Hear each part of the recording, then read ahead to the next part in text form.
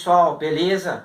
Professor Roque Alves para mais uma aula de ecologia para vocês. E na aula de hoje a gente vai dar continuidade à nossa aula anterior, uma aula sobre relações ecológicas. Lembra aí o que estuda nessas relações ecológicas? A forma com que os seres vivos interagem.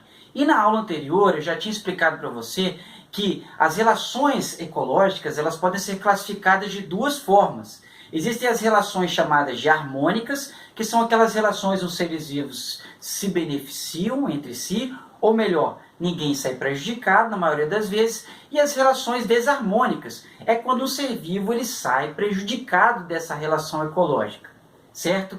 E eu expliquei para você também na aula anterior de relações ecológicas, que tanto as relações harmônicas quanto desarmônicas, elas podem ser intraespecíficas, quando acontecem dentro da mesma espécie, ou interespecíficas. Pequena diferença aí entre as palavras. Interespecíficas é quando acontece entre espécies diferentes. E a aula anterior foi sobre relações harmônicas intraespecíficas, ou seja, relações harmônicas que acontecem dentro da mesma espécie.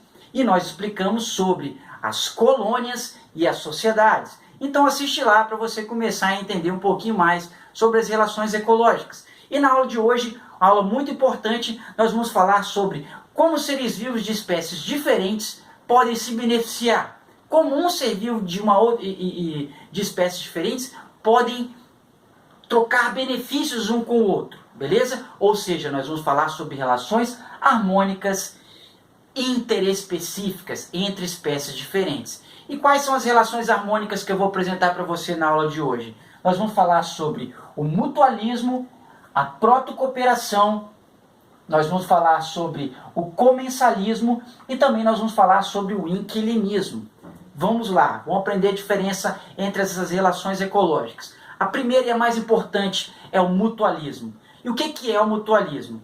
O mutualismo é uma relação ecológica harmônica que acontece entre espécies diferentes, ou seja, é interespecífica, onde os seres vivos de espécies diferentes, eles não conseguem viver separadamente, ou seja, eles se ajudam tanto, que se eles viverem separadamente, eles não conseguem sobreviver. E são vários exemplos de mutualismo que eu vou explicar para você aqui agora. Bem, um exemplo clássico de mutualismo são chamados de líquens. Você já deve ter ouvido falar sobre os líquens. Os líquens, eles não são organismos, eles são associações entre dois seres vivos. Que seres vivos são esses, professor? Fungo e alga. Eles se associam para conseguir sobreviver em praticamente qualquer lugar. Mas como, professor, uma alga consegue viver em cima de uma rocha, igual você está vendo aqui, ou em troncos de árvores? Os líquens se beneficiam dessa associação, certo? Muitos seres vivos se associam com os fungos, porque os fungos são ótimos em absorver a água do ambiente, ou seja, eles funcionam como uma esponja, conseguem absorver a umidade do ar com muita facilidade. Então, algumas algas se associam com os fungos para que eles possam fazer esse trabalho para elas. Olha só que tranquilo, né? Vão absorver água, vai passar essa água para a alga vai utilizar essa água para fazer a fotossíntese, que é o processo que ela utiliza para produzir o próprio alimento, e o fungo vai ganhar em troca os carboidratos produzidos pela fotossíntese.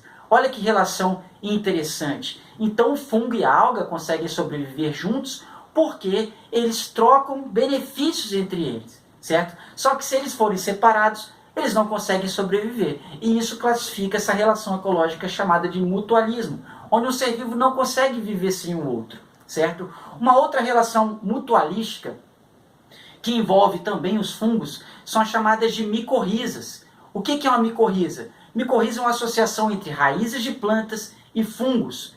Então, os fungos, como eu já disse, eles são ótimos em absorver a água do ambiente. Então, algumas plantas se associam aos fungos para que eles possam auxiliar na captura de água e nutrientes que existem no solo. E ele vai passar isso para a planta. E o que o fungo vai ganhar de volta, professor? O fungo vai ganhar carboidrato. É a moeda que a planta tem. Então, ela vai fazer a fotossíntese e passar para o fungo os carboidratos que ele precisa.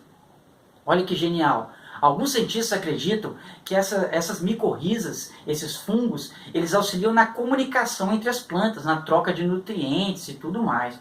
Mas isso aqui é uma ideia para uma próxima aula, beleza? Então, Exemplos de relações mutualísticas: os líquens, as micorrizas, e nós vamos falar sobre uma outra muito importante, que é uma relação ecológica que acontece entre raízes de plantas e bactérias, certo?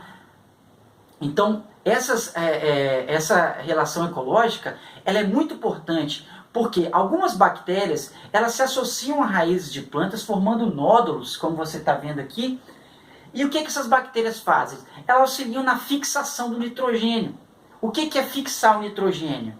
É pegar o nitrogênio que as plantas não conseguem absorver e transformar esse nitrogênio para uma forma que as plantas consigam absorver, certo?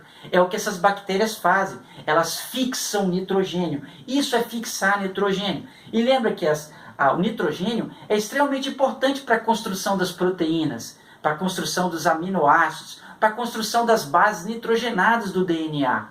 Então, as plantas não conseguem absorver esse nitrogênio que está no ar. Então, ela precisa de algum ser vivo que vai converter esse nitrogênio para ela. E quem faz isso são as bactérias do gênero Rhizóbio, que a gente fala que elas participam do chamado do ciclo do nitrogênio. Então, para que as plantas possam conseguir o nitrogênio, elas utilizam dessas bactérias. Um ser vivo não consegue viver sem o outro. A bactéria não consegue viver sem a planta e a planta não consegue viver sem a bactéria. É por isso que nós falamos que isso é uma associação mutualística também. Beleza? Um outro exemplo de relação mutualística que envolve os animais agora é o exemplo de que muitos animais armazenam dentro do seu organismo bactérias que conseguem quebrar a celulose. Lembra aí, a celulose é uma substância muito difícil de ser quebrada. Para que ela possa ser quebrada, ela precisa de uma enzima chamada de celulase. Só que os animais não conseguem quebrar não conseguem produzir a celulase.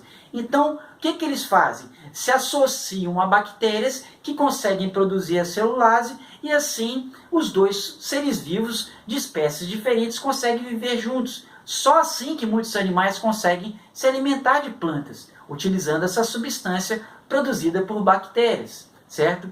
Muito bem. Um outro exemplo de relação harmônica que acontece entre espécies diferentes é a protocooperação. Nessa daí, os dois seres vivos também saem beneficiados. Mas só qual a diferença da protocooperação e o mutualismo que a gente viu agora? Na protocooperação, os seres vivos eles conseguem viver separadamente. Não existe uma relação de dependência entre os seres vivos igual acontece com o mutualismo. Por exemplo, olha que exemplo interessante, é o do pássaro palito e do jacaré. O pássaro palito se alimenta dos restos de comida que fica no meio dos dentes do jacaré. Porque o jacaré precisa disso, senão os dentes dele vão estragar e ele não vai conseguir se alimentar, certo? Da mesma forma que o jacaré ele vai fornecer um alimento ali para o pássaro. Só que eles conseguem viver separadamente? Sim, conseguem. Então é por isso que nós chamamos isso de protocooperação. Você já deve ter visto, por exemplo, no pasto, por exemplo, quando o boi está lá pastando, muitas aves ficam próximo a ele, se alimentando dos restos de comida, né, dos parasitas que ficam nesses animais, como piolhos e carrapatos.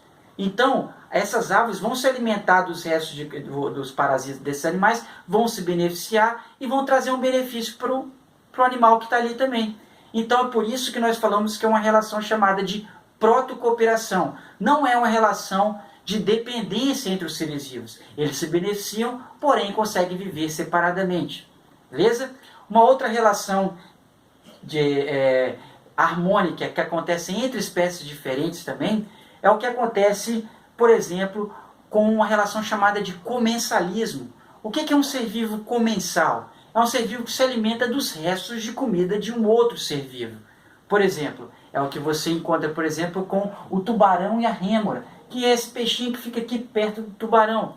Esses animais, esses pequenos peixes, eles vão se alimentar do resto de comida do tubarão, certo? O tubarão ganha o que com isso? Nada, só que a rêmora se beneficia. Mas é uma relação harmônica mesmo assim, porque ninguém sai prejudicado, certo? Então, comensalismo é um outro exemplo. Dei o exemplo de outro ser vivo que vive, que pratica o comensalismo, professor. Nós temos os urubus, por exemplo, que se alimentam dos restos de comida deixado por muitos animais, certo? As hienas, por exemplo, que você está vendo aqui, que se alimentam dos restos de comida deixado pelos grandes predadores da savana, que são os leões, por exemplo. são exemplos de seres vivos comensais. Beleza? Bem, e na relação do comensalismo, lembra disso. Um se beneficia, o outro é indiferente. E um outro exemplo de relação harmônica que acontece entre espécies diferentes é o chamado de inquilinismo. O que é o inquilinismo? É quando um ser vivo vive dentro de outro ser vivo. Um exemplo clássico de inquilinismo é o que acontece com o peixe-agulha e o pepino do mar. O peixe-agulha vive dentro do pepino do mar porque lá dentro ele consegue se proteger dos predadores. O pepino do mar sai beneficiado? Não. Só que o peixe-agulha, né, ele tem uma vantagem muito grande porque ele não é predado se ele se esconder ali dentro. Então, quando um ser vivo vive dentro de outro, nós chamamos isso de inquilinismo. Um outro tipo de classe de inquilinismo é o que acontece com as plantas. Por exemplo, você já ouviu falar o que é uma planta epífita? Uma planta epífita é uma planta que vive sobre outra planta sem parasitar. É o que acontece com as trepadeiras, com as bromélias e com as orquídeas. Essas plantas vivem sobre outras plantas porque lá em cima eles vão conseguir uma obtenção de luz solar muito mais eficiente. Geralmente o solo é muito pobre e essas plantas vivem sobre outras plantas, certo? Para conseguir a luz que é tão complicada ali em meio a toda aquela vegetação. Beleza? Então elas vivem sobre outras plantas sem parasitar. O nome disso são plantas epífitas e dentro delas nós temos aí as orquídeas, as bromélias e trepadeiras, que são também exemplos de relações harmônicas. Beleza, pessoal? Então, na aula de hoje, nós aprendemos aí sobre 4 relações harmônicas que acontecem entre espécies diferentes. O mutualismo, a protocooperação, o comensalismo e o inquilinismo. Eu espero que vocês tenham entendido essa aula e oriento vocês a assistir a próxima, onde nós vamos falar sobre as relações desarmônicas, quando um ser vivo sai prejudicado. Beleza? Curte o canal, Professor Roque Alves, tirando suas dúvidas dentro da biologia. Valeu, muito obrigado, até a próxima, senhores. Tchau.